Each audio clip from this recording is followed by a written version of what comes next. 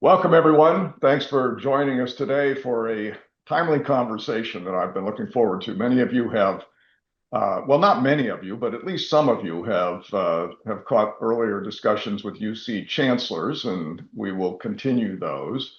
But today is a foray outside of California. Uh, we're a few days after the 250th anniversary of the signing of the Declaration of Independence. And so we're broadening our scope. It's national now, and we're going to have a conversation with Professor Beverly Gage, an award-winning historian whose work has shaped public understanding of American history and the role of higher education. Beverly Gage is the John Lewis Gaddis Professor of History at Yale University. She is the author of This Land is Your Land, a road trip through U.S. history, an on-the-road journey into the American past and to mark our nation's 250th birthday. Her book, G-Man, J. Edgar Hoover and the Making of the American Century, received the 2023 Pulitzer Prize for Biography, the Bancroft Prize in American History and Diplomacy, the National Book Critics Circle for Biography, the Los Angeles Times Book Prize in Biography, and there are others. I'm going to stop there. That's a pretty good run just with those. She's also the author of The Day Wall Street Exploded, a story of America in the first age of terror. In addition to her teaching and research, she writes for numerous journals and magazines, including The New Yorker, The New York Times, and The Washington Post. Her newest book, This Land is Your Land, could not be more timely. As we mark the 250th birthday this month and California's 175th birthday, Professor Gage hit the road to visit about 300 historic sites across 19 states and distilled that into 13 chapters about key places and moments that define us as a nation, from Philadelphia in 1776 to Disneyland. The book reminds us that history is best understood in full, its achievements, its failures, and the enduring influence on the country we are in today. Professor Gage has also spent considerable time thinking about the future of higher education. She co-chaired the Yale Committee on Trust in Higher Education, which released its report in April. That report, developed over a full year with the help of faculty, students, alumni, and outside voices, is candid about areas where universities have contributed to declining public confidence and offers thoughtful recommendations for rebuilding trust. Today, we're going to talk about both subjects that we both believe are closely connected: how we understand the American story and how universities can strengthen public trust. Before we dive in, I want to encourage people in the audience to submit questions. There have been questions submitted already, and I'll do my best to get to as many as I can, but if things come up during the podcast, please let us know and we'll try to get to them. So, Professor Gage, welcome. It's great to be here. Thank you. So I want to start with your book, which is a great read, comes at a great time. And some in the audience might think about historians spending their time in dusty archives and libraries, and I'm sure you've had your share of that. But this is such a creative way to learn about history through a road trip. I mentioned you visited 300 sites. It was a historical adventure as well as a test of endurance.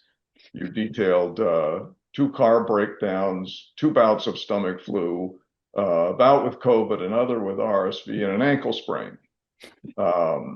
So before we get into some of the details on the history, I want to talk about, why did you do this? Is there something about being physically present in these places that you wouldn't have learned by spending your time doing research? Well, that is a good place to start. An online reviewer sort of opened their account of my book by saying, really, she decided what makes the most sense to do 250 years of American history behind a kind of broken down Subaru? Respect. And so I thought that was that was good, that it at least got that little respect nod there. But Yeah, so I started doing this book in early 2023, in part because I was looking ahead to 2026. I thought this might be sort of a challenging moment for a lot of people in the United States. And I wanted a way that I could do the big scope of American history, not just talk about the founders in this moment, and also offer up history in a way that a lot of people are engaging anyway, which is through this great American tradition of the road trip. It is also true that I personally had just spent about a decade, as you describe, sitting alone in my office, working in dusty archives. And so that was for my book about J. Edgar Hoover. And I was ready to stop thinking about J. Edgar Hoover and get out of the house a little bit myself. And I do think that there's something really different about being in a place that you learn different things than you do sitting down with a book, though, of course, I highly recommend that everybody read my book. And one of those is that it's just a very deep way to make a human connection with the past. Most of what people are interested in the past is about how did people live? What was it like to face the challenges of their own historical moment? And I think being on the ground just gives you a much different, more human, kind of more tactile and sensory relationship with these really distant worlds. Yeah, so one of the things that because I read the book, I know you found out, but you might have, if you were thinking about going places like Williamsburg or Philadelphia to see the Constitution Hall and the Liberty Bell, what they show you is interesting. What they tell you is interesting. But what stories do they tell? I mean, we know a lot. We have a lot more information now, I think, about what really history was like. And so I'm curious how what they tell visitors matches up with what you know from your scholarly work. Yeah, the book is really an attempt to be a hybrid of a whole bunch of different things. One is that I was reading a lot of history books by way of background and also to test out whether what I was seeing at the sites really made sense. I was writing about a lot of periods of history that I'm generally familiar with, but I'm not a specialist in. And so it was kind of fun to be a student again, as well as a tourist. So there is a lot of just kind of basic history there. Then there's the sites themselves and the analysis of the kinds of stories they're telling. And then this is also a travelogue. And so all three of these are blended together in the book, my own personal experiences and some of my own wrestling as not just a historian, but as a citizen. And I would say, overall, particularly in the last couple of decades, our public history has just gotten much better and much more complicated. I think if you had been doing a road trip like this 50 years ago, you would have seen some glimmers of change around the bicentennial. But you still would have had, for the most part, a series of kind of heroic sites championing great men. And there's still some of that out there, and there's good reason for that to be out there. But we're doing a much better job now at contending, particularly with the two great dilemmas of the American founding, that the country was founded with liberty and slavery side by side. And then it was founded as a republic of liberty on land that was already occupied by other people. So those dilemmas, I think, are much more prominent in the way that our history is being narrated at sites. And that sort of continues through a lot of the history that's told across the country. I think the cast of characters now is much bigger than it might otherwise have been a few decades ago, but there's still lots and lots of stories that are a little underdeveloped, I would say. Women are still a little bit hidden in our historical landscape.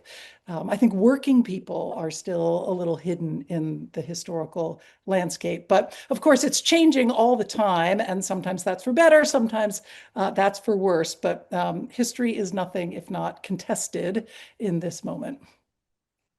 So I'm interested in that and how open you think people are to exploring all of the history, all angles of our history. And in that regard, your story about Disneyland struck me. You were waiting in a traffic jam with throngs of people.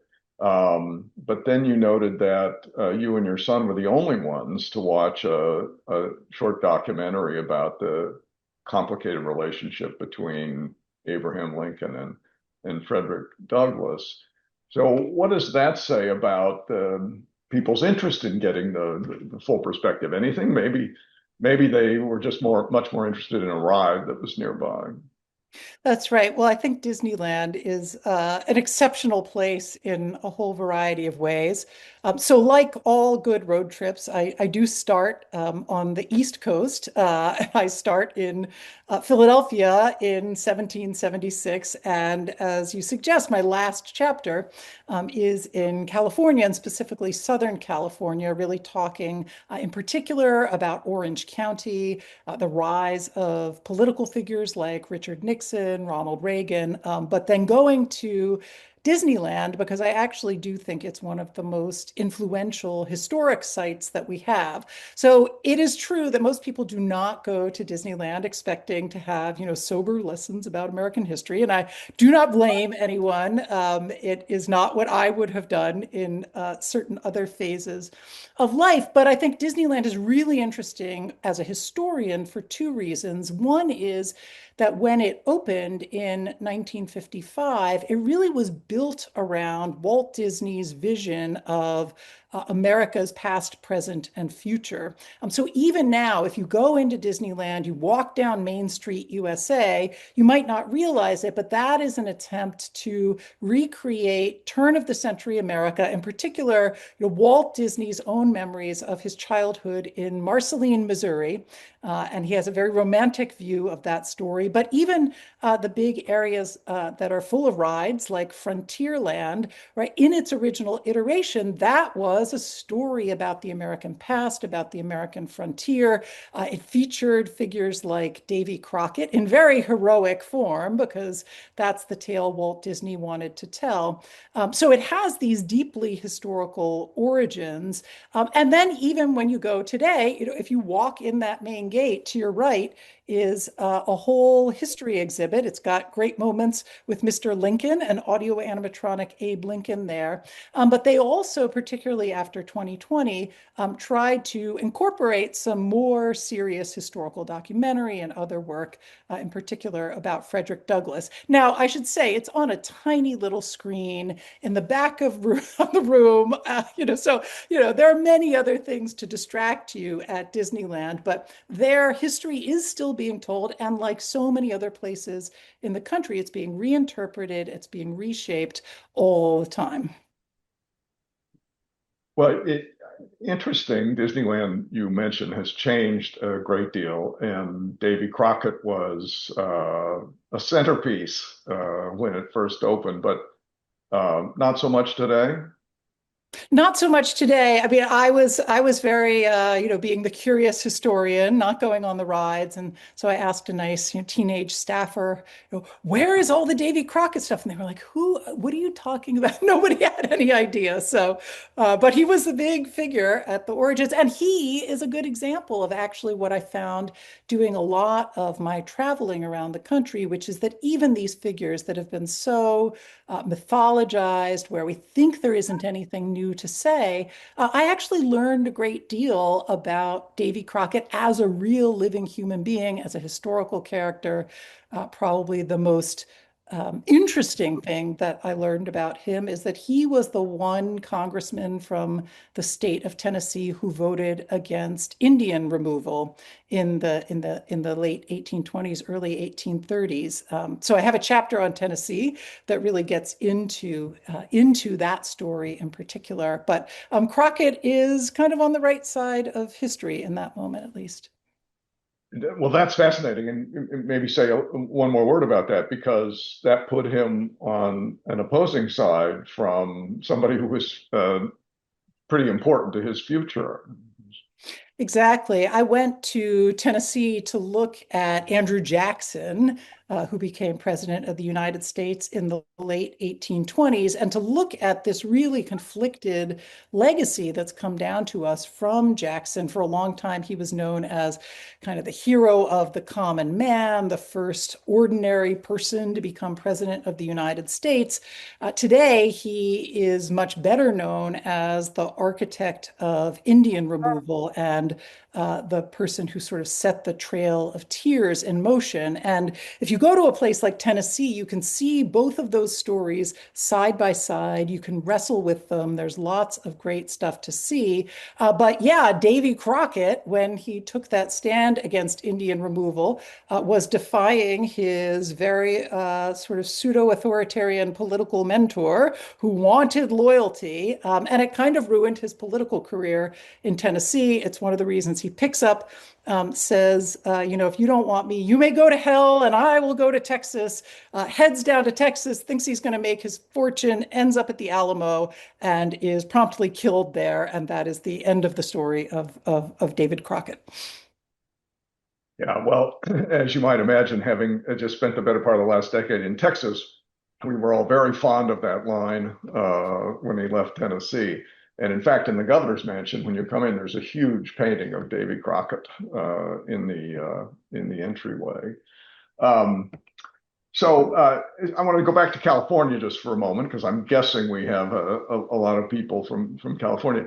I was fascinated that you actually went to Knott's Berry Farm. I visited there when I was 11. I was curious whether it still existed. As an 11-year-old, it probably wasn't my favorite. I would have rather gone back to Disneyland. But what's this? Is that just another kind of Disney-like creation where somebody wanted their own nostalgic view of America portrayed? Or? Yeah, Knott's Berry Farm is a really fascinating place. So today it's a theme park, it has rides and it has a water park extension. And that's really why people go there and what it's known for. But like Disneyland, it has these very interesting historical roots. Knott's Berry Farm was once a berry farm and became a kind of popular tourist destination for fried chicken and boysenberry treats. Boysenberry is still a big theme there. And to entertain people originally, as they were waiting in these long lines, they started setting up historical exhibits, exhibits of some note, and that rapidly evolved into a theme park, which itself was partly historic in nature. They actually picked up, it was sort of a Wild West theme. They picked up buildings or reconstructed buildings to evoke this sort of late 19th century Western idea. And then my favorite piece personally of Knott's Berry Farm is that Walter Knott, who is the person who created it, was an entrepreneur, a big conservative activist in Orange County, a deep anti-communist. But in the 50s, like Walt Disney, actually, he was really quite worried that American patriotism was on the decline, that the country was not going to have the fortitude to fight the Cold War, that people had forgotten their historical roots. And his particular solution to that in his own moment was to build a brick by brick replica of Independence Hall there in Orange County. And it's another funny example. I was the only one there when I went. And when I asked the teenage amusement park worker, where is Independence Hall? She was like, I don't know. And it is outside the park gates. But it's really just a fascinating in its own right. It's kind of interesting to visit. It looks a lot like the real Independence Hall, and it's closer in California.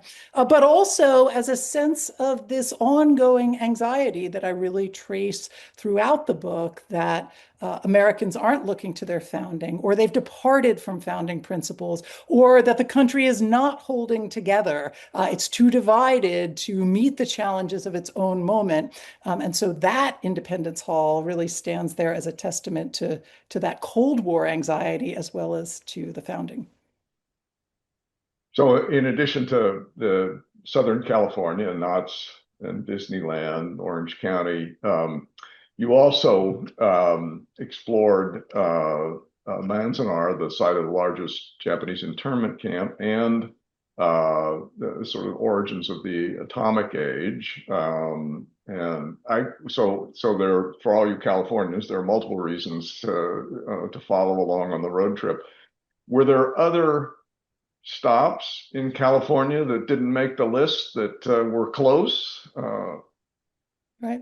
Well, I had a vision actually originally that the California chapter was going to be about Northern California as the birth of the modern left, right? The Black Panthers, the New Left, the gay rights movement, all of these things that are emerging out of Northern California, at least in part, in the 1960s and 70s. And then Southern California as the birthplace of the new right. And Orange County was a real hotbed for conservatism.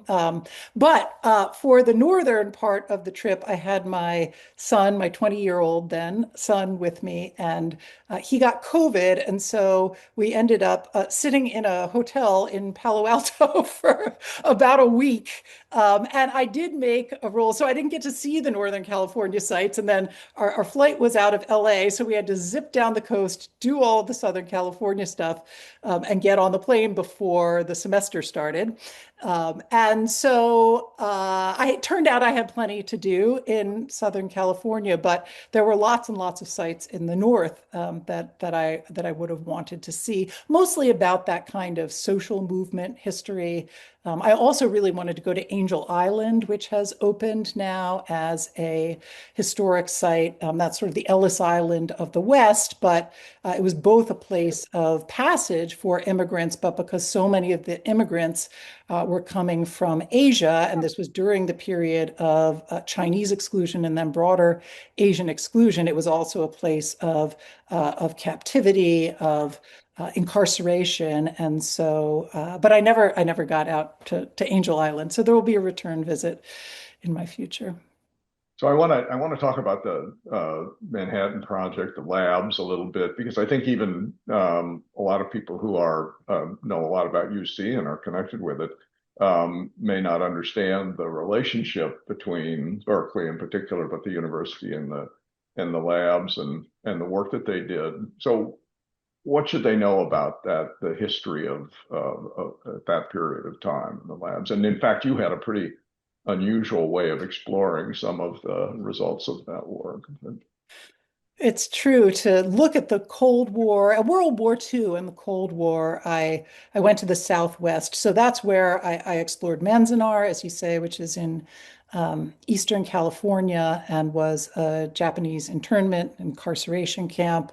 And then I spent a lot of time really looking at the nuclear history, nuclear and military history of World War II and the early Cold War.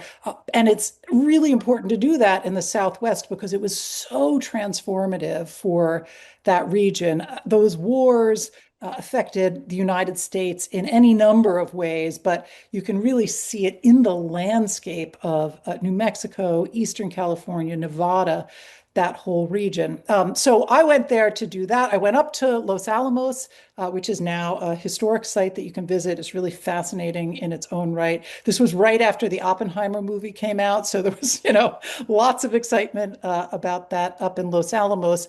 Then I toured a number of other nuclear-related sites. Probably the strangest thing I did in New Mexico was to spend the night in a nuclear missile silo that has become an Airbnb. This was an early generation Atlas nuclear missile silo, and it's right outside of Roswell, New Mexico. And I admit that I was a little concerned staying alone in this giant underground silo, but it turned out to be really fascinating. And you're absolutely right that the history of the UC system and really of the relationship between American universities and the federal government around science is in many ways born out of this early set of First World War II and then Cold War experiences. Los Alamos and what was needed to produce that first nuclear weapon, became a model for that kind of relationship. And the Manhattan Project, though we tend to think of places like Los Alamos, was something that was in fact happening all over the world, inside universities, outside of them, in whole towns, secret towns that were built in Tennessee and in Washington State. And so they're all intersecting there. And then after the war, particularly once the Soviets launched their own nuclear weapon in 1949.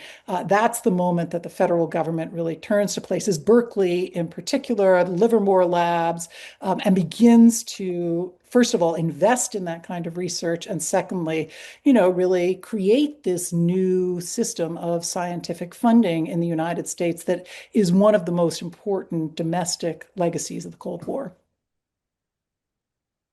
Here's one of the most interesting. It's not really a question, but that came in that I just want, just so you can have this to take back with you. That one of the listeners said that Knott's Independence Hall had an impact on him, and he spent the day sketching it, and then went home and built one out of toothpicks that won his junior high school patriotism on parade event. So. That's a great story.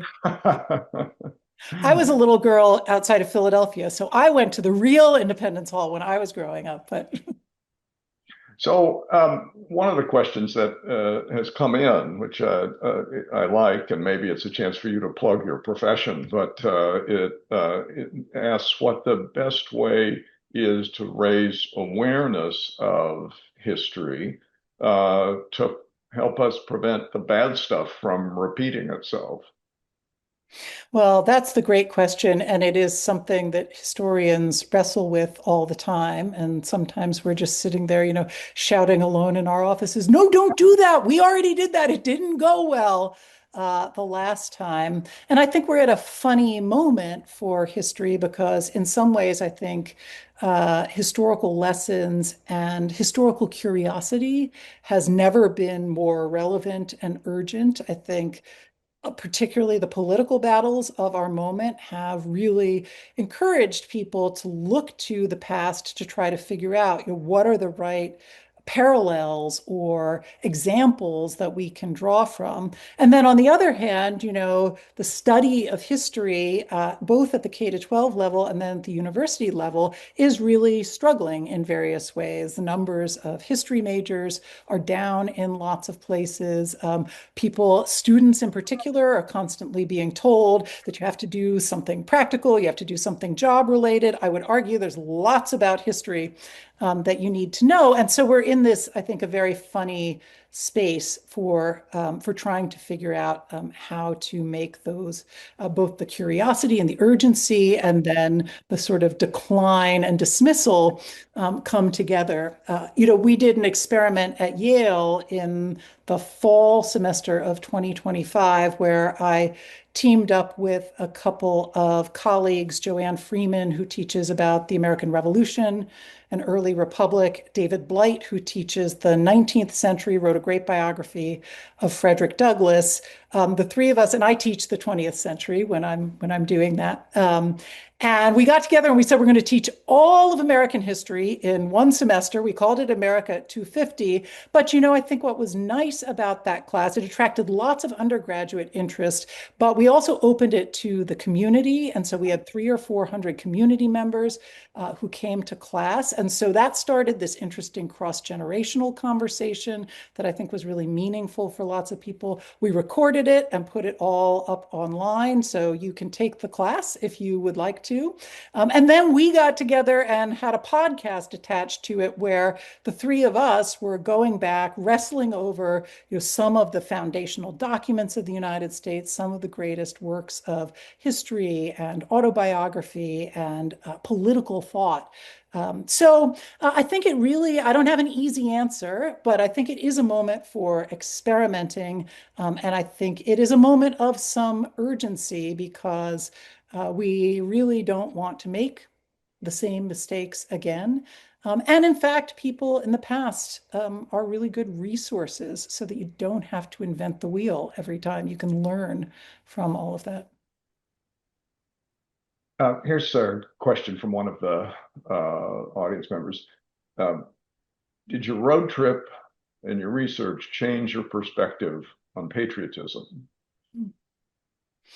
It's a great question, and it's an important word this year in particular, I would say more generally. And this question of patriotism was one that I went into the road trip asking. I really conceived of this as answering the question, can you really understand American history, know it, face its deepest and darkest moments, its greatest injustices, and still come out saying that you love your country? And that's really the question at the heart of the book. I mean, I came out saying yes, but it is not an easy equation, I think. I do think that we are in some danger of patriotism, even the symbols of the United States, the flag, the founders, the date 1776, like so many things in the country, they've become politicized and polarized. But I think it's a danger to kind of let one group of people claim patriotism, and particularly to claim a kind of patriotic history that is only, rah rah, just the good stuff. That is actually becoming something close to federal policy at the moment. The last thing I'll say about this is that the title of the book is This Land is Your Land. And that, of course, comes from the Woody Guthrie anthem of the 1940s. But what really drew me to that is that that song, I think, captured both pieces of this. It is a song of celebration and of love of this land. And it was also a song of protest and critique in its day. And we've let some of that second part drop out a little bit, but I wanted to be writing very much at the intersection of those ideas. So after your trip and your book, um, are you optimistic or pessimistic about the future of the country? Well, I think to some degree that's a choice. And so, to the degree that it's a choice, I'm going to choose to be optimistic. And I do think that there are parts of going on the road trip that really gave that some weight, that were heartening, that were surprising. One of the things you find when you get away from screens and algorithms is that people tend to be more curious and more complicated than they might appear. Historic sites are great because they have to be open to all comers. They do not get to pick and choose who walks in their door. And so they're these amazing places for a kind of civic conversation that I think is really difficult to have in other places at this moment. And then, as a historian, this might sound depressing, but it is actually my greatest kind of place of optimism. Right? As you really look at history, you see just how contested and divided and bloody and difficult almost all moments of the past have been. And that doesn't mean that there wasn't, great suffering and that mistakes weren't made, but it is just a sense that we are having our own difficulties at this moment. But all that means is that we are in history. We didn't escape from history. We're in it. It doesn't end, and that we're part of that story. So, in a strange way, I do find that that makes me optimistic, even though it's based on a slightly dark view of what the past was really all about. In that regard, one of the I was interested in the book were some um, themes that recurred about talking with people with whom you disagree, or people in history who disagree with each other. For instance, the uh, long relationship between Frederick Douglass and Susan B. Anthony, even after they had their split over the 15th Amendment. Your own experience speaking with a member of the Sons of the Confederate Veterans Mechanized Cavalry near Stone Mountain, whom I'm just guessing you weren't politically simpatico with, but this this theme comes through again, and it is actually one of the things I think that is really nice about the road trip and the direct tactile kind of experience with how people see history. Um, it'd be great if we could do more of that in higher education. We could bottle that and have those same kinds of difficult discussions and continuing discussions, even though we don't agree. Do you have any thoughts on that?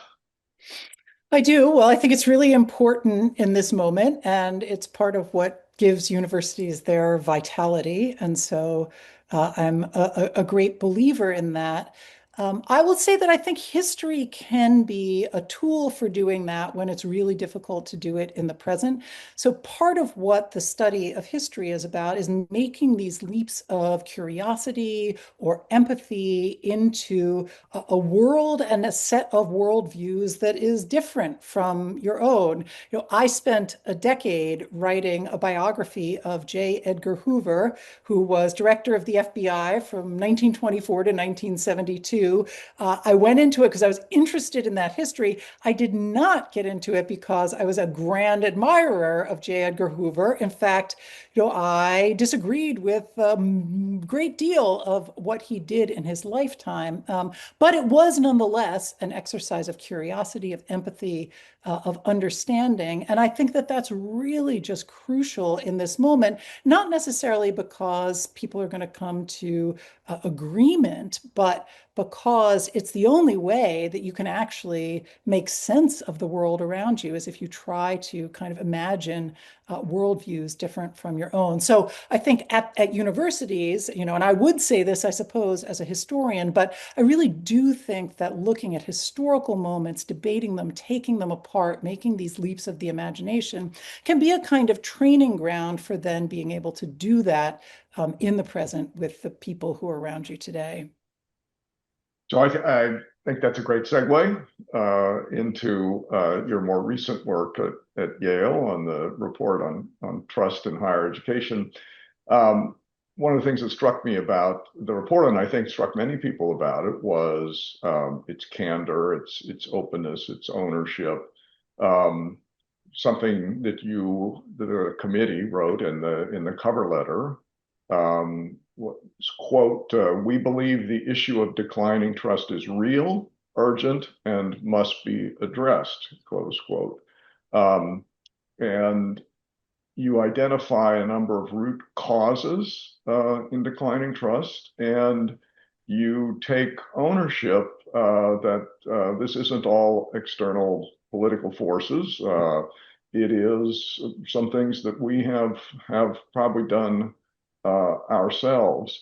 Um, what do you say a word about that? What do you think the primary kind of causes of this decline in trust, and which ones are within the university's power to change?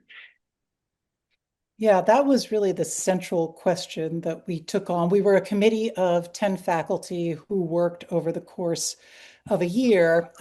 We were partly focused on Yale because we were charged by our president with that. But we also wanted to take on issues that might resonate in the rest of higher education as well.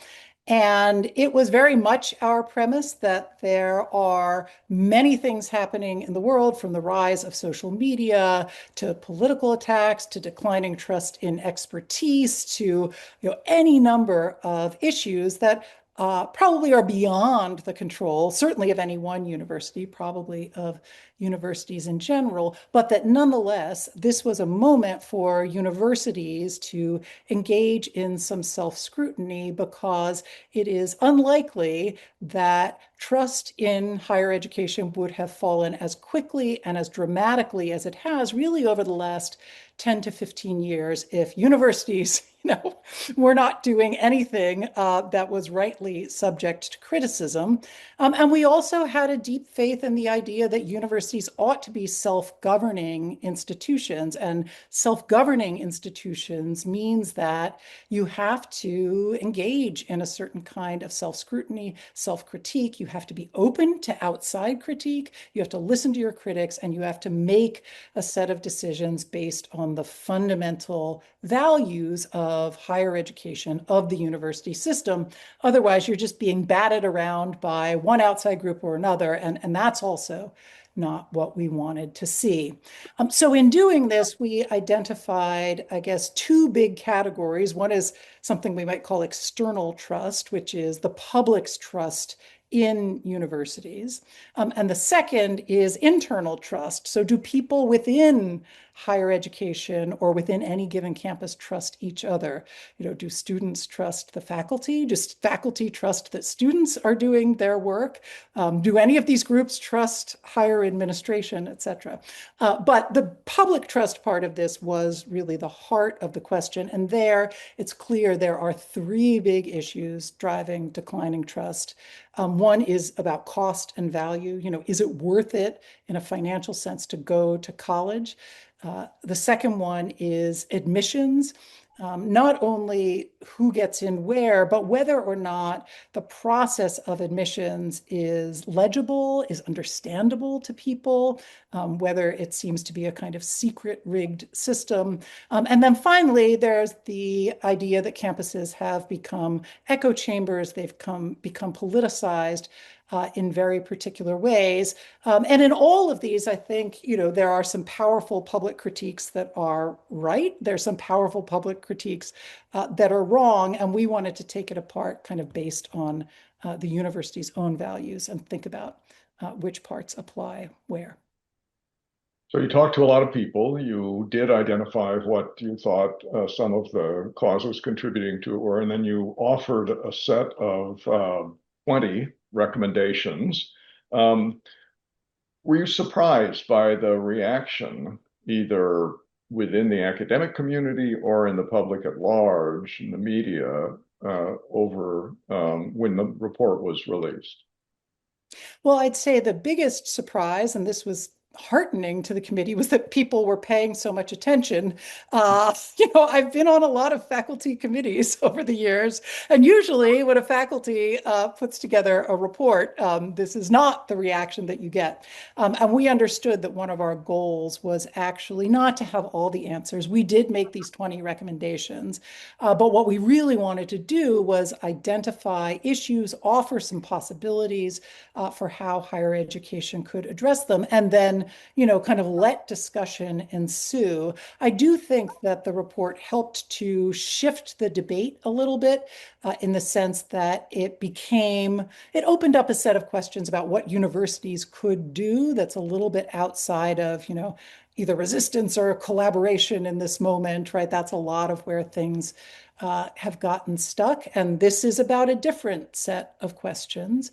I was heartened to see that so many people were kind of weighing in a vast array of ways.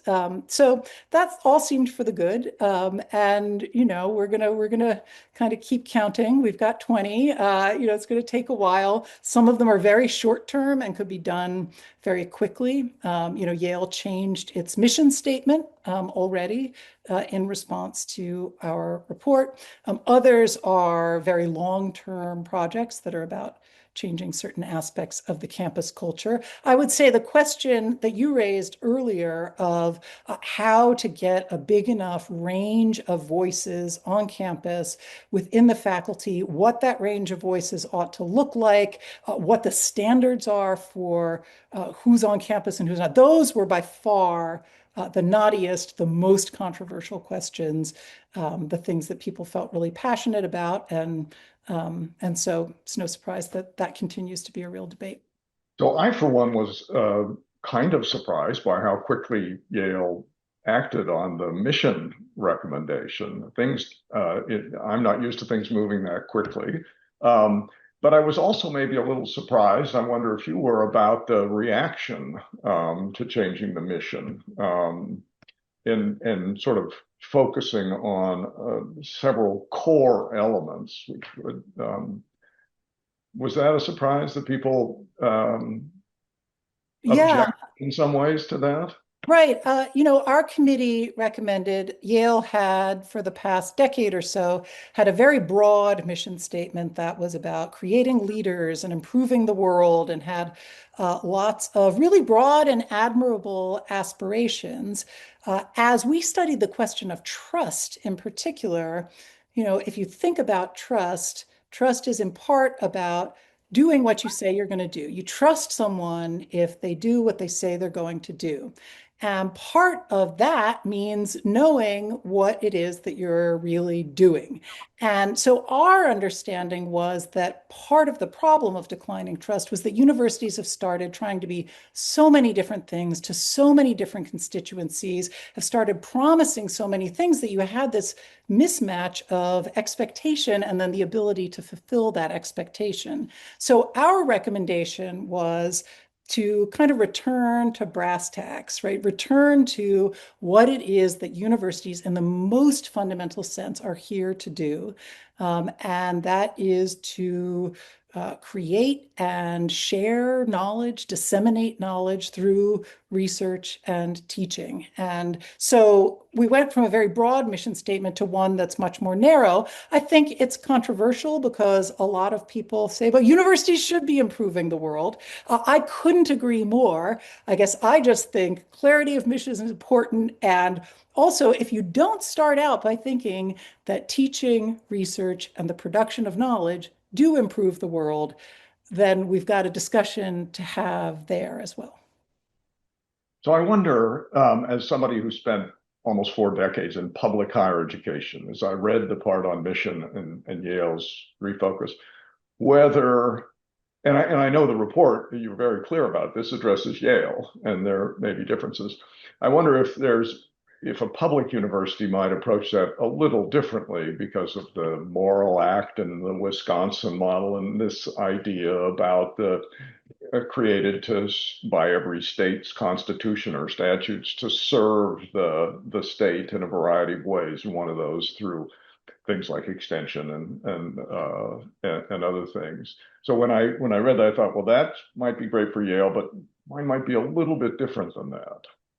I think that's absolutely right. And one of our big challenges as a committee was that we were at Yale. We were asked to think about Yale and selective private institutions like Yale, big research universities that are private, though, of course, private is sort of a fiction in the world of universities because even private universities are really public-private hybrids. But of course, American higher education is this vast and diverse system. And I don't know that you would even really call it a system sometimes. And so we were very aware that in lots of areas, cost is certainly one of them, admissions is another, that you're dealing with institutions that just have very different resources, very different methods, very different selectivity processes, and as you're saying, a very different relationship to how they understand their purpose vis-a-vis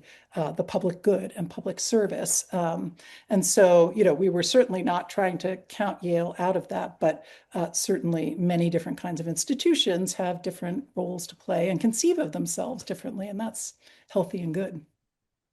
I realized that this could be in the creation and dissemination of knowledge, but wasn't there something in the report about the importance of civics and our an understanding of our shared democratic traditions, that kind of thing. So in some sense, the idea that people leave our places with maybe a little bit better sense of what it means to be a citizen in this particular country is a useful role for our institutions.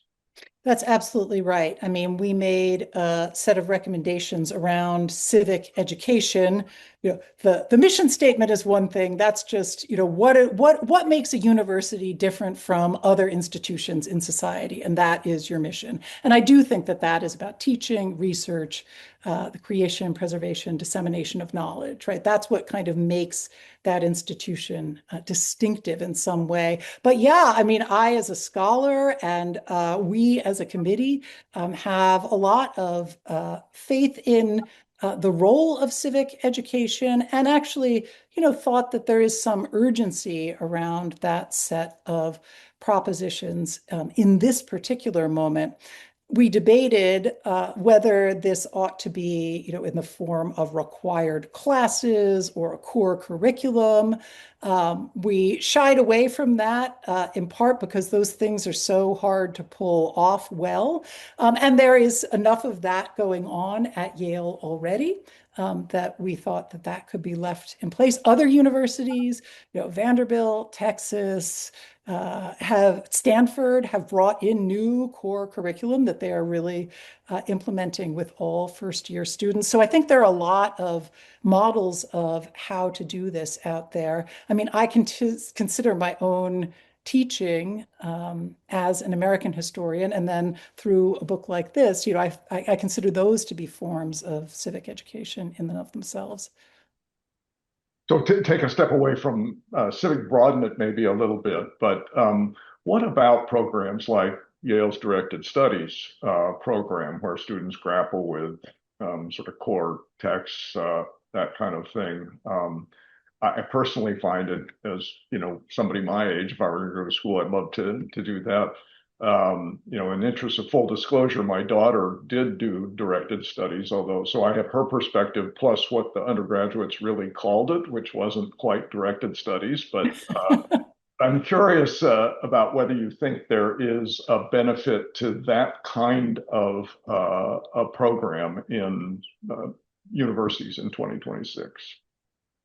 I do. Directed studies here at Yale is an intensive program for first year students who want to be in basically a kind of Western Civ, although it's a little broader than that, sequence of classes. So it's 6 of their classes in their first year, 3 in the first semester, 3 in the second semester.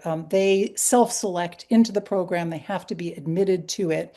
And then they are together as this group reading this sequence of texts in common and really wrestling with big questions in political philosophy and history and the humanities more broadly. And it's funny, I've been at Yale for 22 years now. And so you see the reputation and the desirability of that program kind of wax and wane according to the moment. I think it's always been hugely valuable. Right now, it is in a big moment of popularity. There's so many more students who want to be in it than have been admitted. So I think one thing that a place like this can do is expand that so that everyone who wants to engage in it. I also went to graduate school at Columbia, which has a core and has had one of these long historic cores. And there, I would say it has some of the upsides. Everybody's reading these texts. Everybody's going through that experience together and therefore have a basis for conversation. It also has some of the challenges of that kind of program, which is that people aren't opting into it.